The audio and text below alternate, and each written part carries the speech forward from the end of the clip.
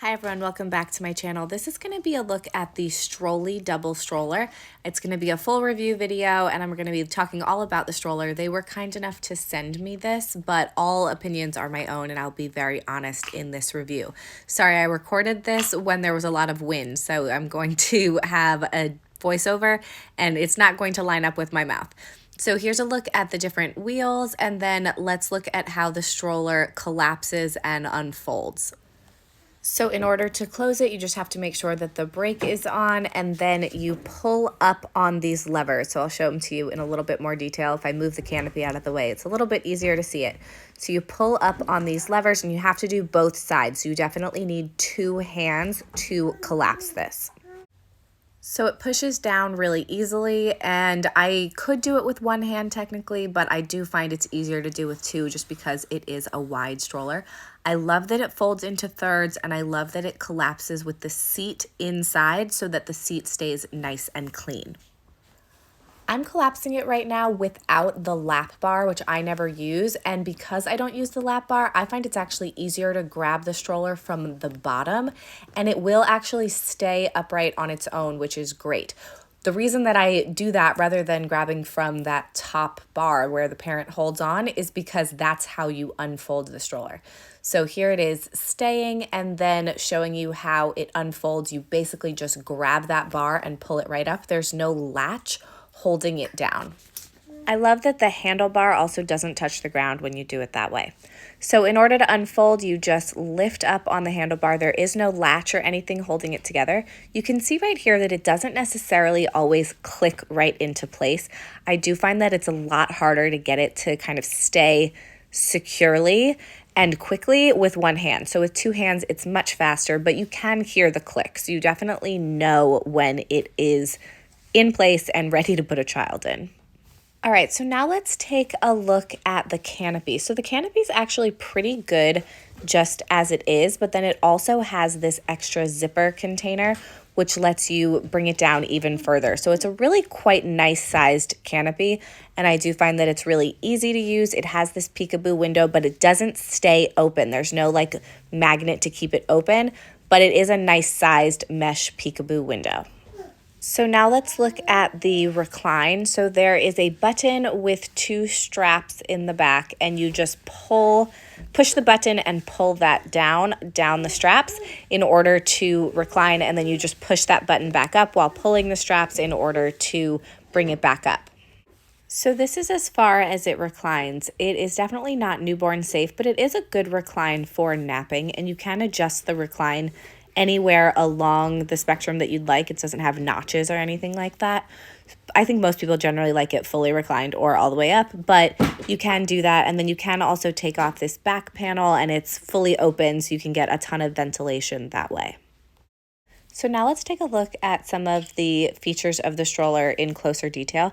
So this is the back. You can see it has this Velcro back pocket, and it is quite deep. It can fit a phone and things like that, but it's not huge. You can buy a parent console. You can buy a double one, which goes around this bar. I don't have that, so I can't show that to you, but I do think it would be pretty useful. And then here is the reclining button. Here is the little button that you push and pull down the straps in order to recline. And here is a look at the basket. So the top part of this is elastic, so it's really easy to just push it down and get a lot of good things in, and then they won't fall out.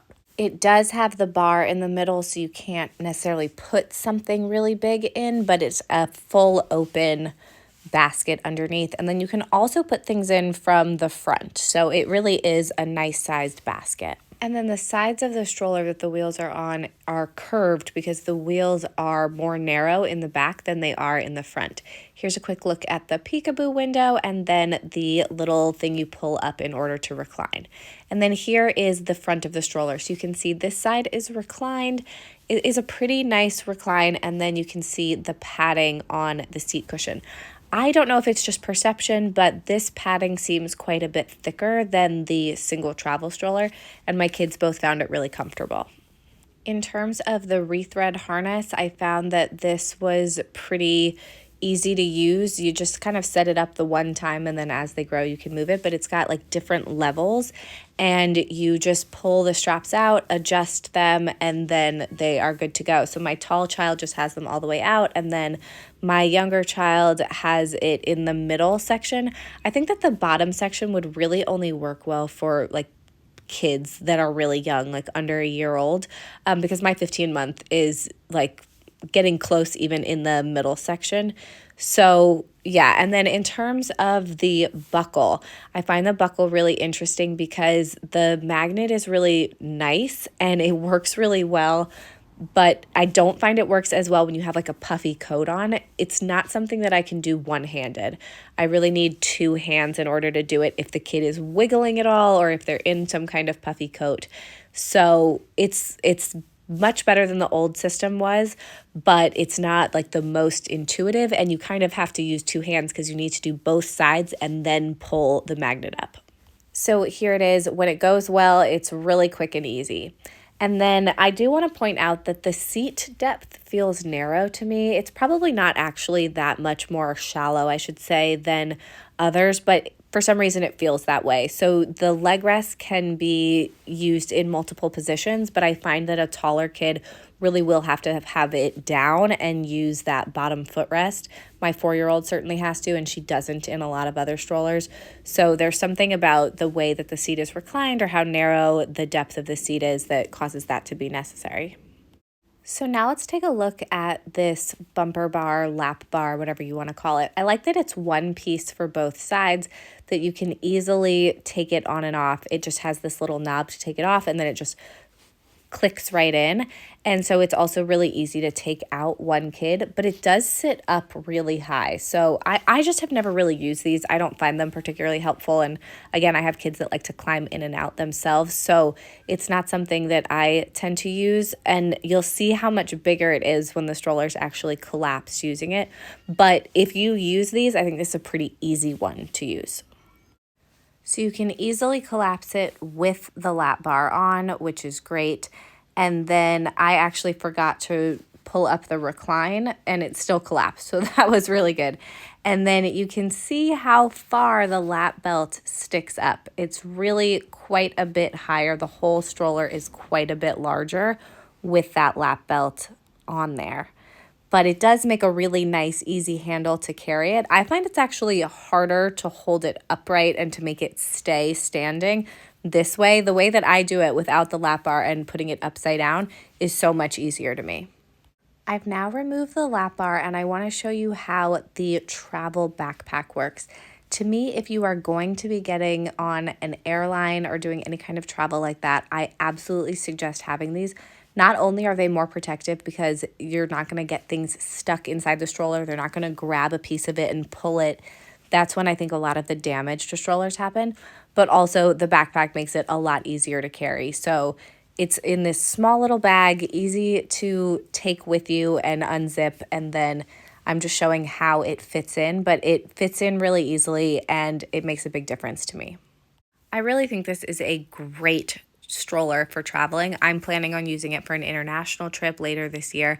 The backpack is big. I mean, this is a wide double stroller, so it's a large carrying case, but because it's a really lightweight double stroller, it's not actually very difficult to carry. And I'm going to be carrying this and probably holding a kid walking down before I gate check it, and it makes it really possible with the backpack. So I'm really glad that they came out with that. I want to talk about the different terrains that I tried this on. I tried this on icy sidewalks with some salt on it. I tried it on wood chips and dirt. I tried it on grass, brick-laid roads, so not exactly like cobblestones, but different types of sidewalks as well.